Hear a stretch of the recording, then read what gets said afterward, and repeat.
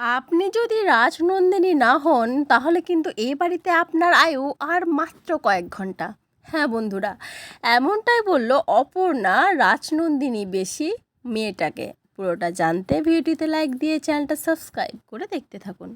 চিরদিনে তুমি যে আমার সিরিয়ালের আগামী পর্বে আমরা দেখতে পাবো কিঙ্কর অনিকেত বাবুর কপালে পিস্তল ধরে থাকে আর বলতে থাকে আর্যর যেন কোনো ক্ষতি না হয়। আর্যর কোনো ক্ষতি হলে কিন্তু আপনাকে আমি ছেড়ে কথা বলবো না অনিকেত বাবু। আর্যর কোনো ক্ষতি করা যাবে না, ওর কিচ্ছু করা যাবে না, শুনতে পেয়েছেন আপনি? তখন অনিকেত বাবু হাসতে হাসতে বলে তাহলে তাহলে কার ক্ষতি করব? অপর্ণার। হুম হুম। অনিকেত বাবু এইটা বলে মুচকি মুচকি হাসতে থাকে। আর অন্যদিকে আমরা দেখতে পাই অপর্ণা রাজনন্দিনীকে একদম পুরো শাসিয়ে বলতে থাকে আপনি যদি রাজনন্দিনী না হন তাহলে কিন্তু এই বাড়িতে আপনার মেয়াদ আর মাত্র কয়েক ঘন্টা, আর কিছুক্ষণ। আপনি এই বাড়ি থেকে বিদায় নেওয়ার জন্য তৈরি হয়ে যান।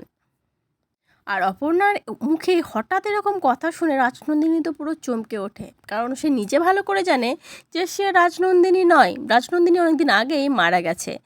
এবার সে মুখ কোথায় লুকাবে সেটাই দেখার, কারণ ধরা পড়ে গেলে তো তাকে এ বাড়িতে রাখা যাবে না। আর তার কত বড় যে শাস্তি হতে পারে সেটা হয়তো সে নিজেও ভাবতে পারছে না, তাই না বন্ধুরা? তোমরা কি চাও রাজনন্দিনী খুব তাড়াতাড়ি ধরা পড়ুক? রাজনন্দিনী বেশি যে মুখোশ পরে আছে, সেই মুখোশের আড়ালে কে আছে সেটা আমরা খুব তাড়াতাড়ি জানতে পারি, তাই তো?